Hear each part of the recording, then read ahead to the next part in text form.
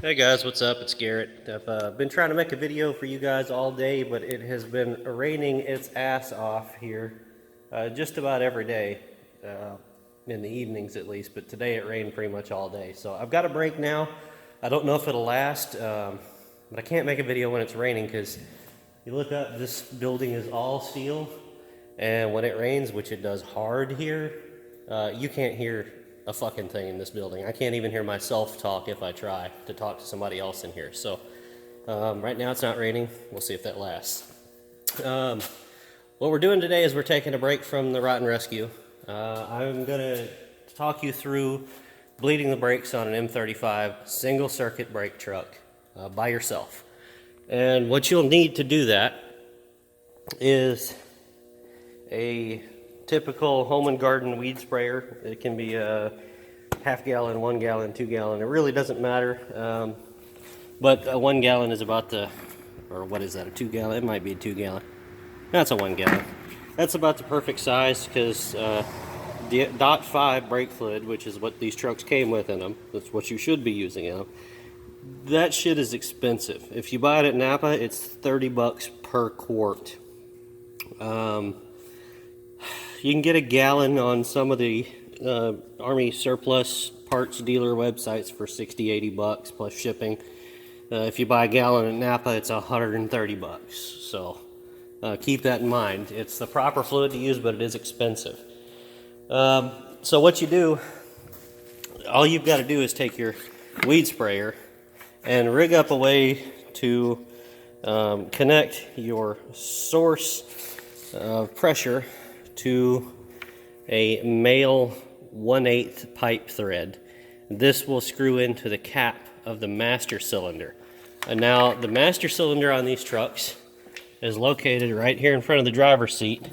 There's a little door, which generally has either one Phillips screw or one 7/16 headed bolt screwed through it to keep it folded down. In your master cylinder and all is under here. So let's see if I can show you. Now, this right here is the cap that you see down there. What you see coming out of that line, that's a vent line. That is, I believe that's a 7/16 fitting. And the cap itself, which is a square head. Let me see if I can show you a little better. Yeah, see? The cap is square headed. That's a 3/4. Sometimes they get paint on them. A 3/4 won't fit. It's too tight. You can put a 19 on it, 19 millimeter, and break it loose. But there's not much room to swing a wrench in there anyway, so it's a super big pain. It's not like this is a fast process. So the first thing you want to do, of course, is to fill your master cylinder. And what you want to do is open this door, take some compressed air, and blow all of this crap away, because you don't want any of these little like pieces of sand or animal hair or whatever the hell that is. Actually, I think it's from the rotten seat cushion here. You don't want anything falling into the master cylinder. So your first thing is to clean up around it before you take the cap off. Now the line, you can just remove that and it's going to fight you a little bit. They're usually rounded off, and it looks like this one is too. Remember, soldiers service these things for most of their life. And soldiers didn't care because they weren't theirs. So, you get that off. You just bend it out of the way, push it out of the way. It doesn't take much. Then remove your cap. And you're going to want to use a small, long funnel like this. Of course, this one is extremely dirty because it's been sitting behind my toolbox, sort of. No, actually, this one wasn't behind the this is the one that was on the ground outside for a while. And I found it under some other shit and picked it up and threw it on top of my toolbox. That's why it's dirty. I haven't used it since I re-found it. But your funnel needs to be spotless on the outside and the inside. I'm going to clean this, obviously, before I use it. It needs to be a long, narrow funnel so you can get down through this stupid hole right here. Unless you've got one of those metal funnels with the flexible little line on it that you can stick down in there. Be careful filling it.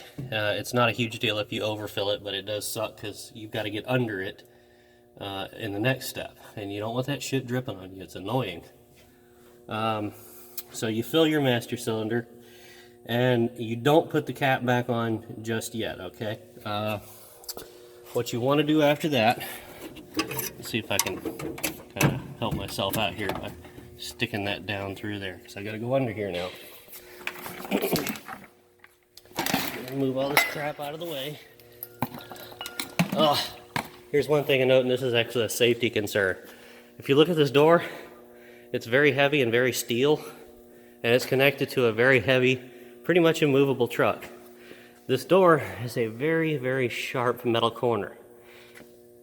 I have hit my head on this damn corner on many trucks coming up because I didn't close the frickin' door when I was working underneath it. So unless you want to knock the shit out of yourself and wake up next to the truck a couple hours later, close the door when you're getting onto the truck. You will just about kill yourself on the bottom of that door. It does not move. So then we're gonna roll under the truck. Yeah, where I put that light did not help at all. Awesome. So you're gonna break out your flashlight that every man should carry in his pocket. And right here on top of the skid plate, there's an air pack. That is your booster, your brake booster in essence on this truck. If you look right there, that bleed screw, you'll want to crack that bleed screw and gravity bleed it. So what that means is you open that bleed screw up and you lay under here and ponder the way your life has gone, or have a cigarette if you're a smoker, until fluid starts dribbling out of that. Then you close that bleed screw. Now the lines between your master cylinder, which is there, you see the line comes out of the back of it and then into your air pack.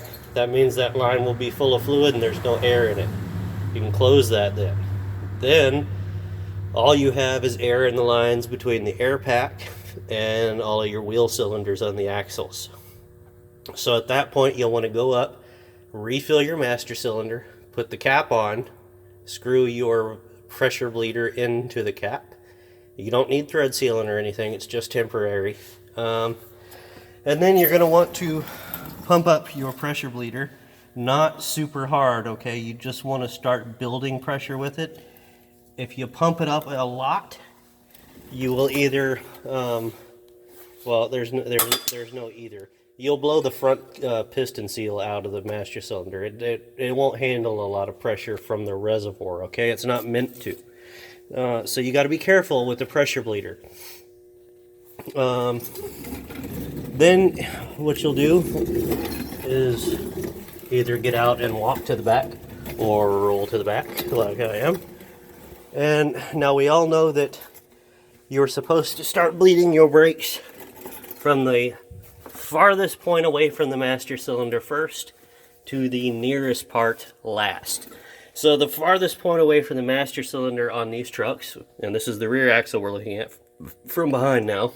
If you look at where the lines come down off the frame to the axle, come down on the driver's side, and it goes over, there is a longer stretch of line to the passenger side. So the first wheel you bleed is the passenger side rear.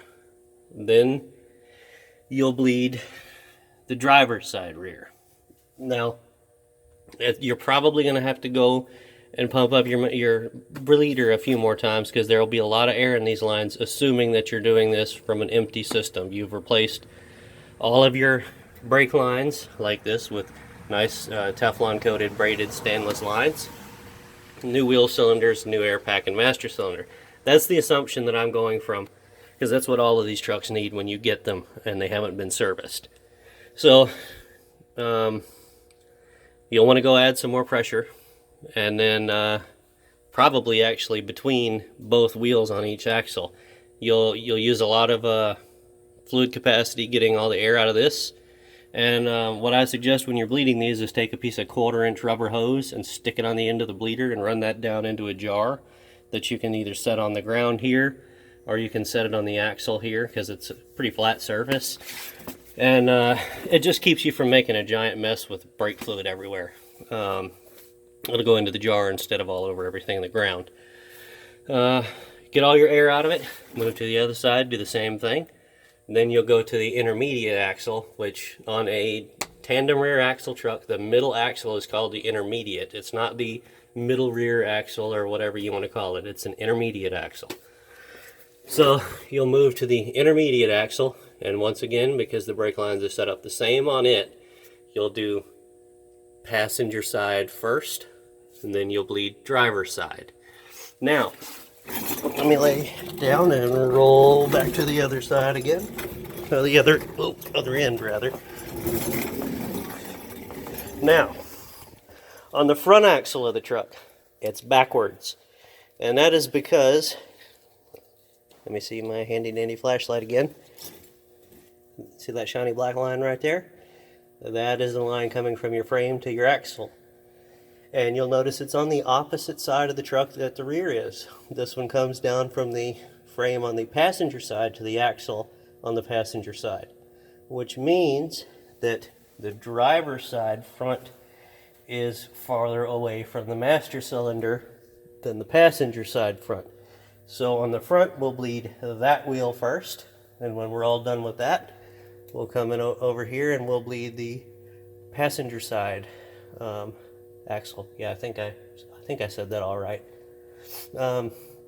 Once we're all done with that, we will go back up top, and I suggest cracking the lid loose on your pressure bleeder first to release pressure. Otherwise you're going to make a huge mess, probably get brake fluid in your eye, and that's not comfortable. And then before disconnecting the line from the master cylinder, you'll have to unscrew it from the lid. You'll want to undo your thing, because to provide pressure for this to the master cylinder, of course, you'll have to squeeze the handle and then lock it in the open position, right? So before you disconnect it, go ahead and unlock it. That way your pressure bleeder is a closed system again. Then bleed the pressure from this, disconnect it, put your vent line back on your master cylinder cap, and you should be good to go. Now, one thing I neglected to mention, I forgot to mention it a minute ago, is on your master cylinder cap, when you take that vent line out, you can't screw the line, the 1/8 inch line from your bleeder in where the line came out. You actually have to take that brass fitting out of the cap as well, and I think that's a 1/2 inch. You want to be careful when you remove that fitting, because it's very thin on the sides. You'll either want to put the wrench on at the very top of it or at the very bottom. If you put it on right in the middle of the fitting, you'll collapse in one of the sides or both of the sides, and your line will never screw back into it. You'll have ruined that fitting. You can't just stick a pipe plug in there either, because it has to be vented or your brakes won't work.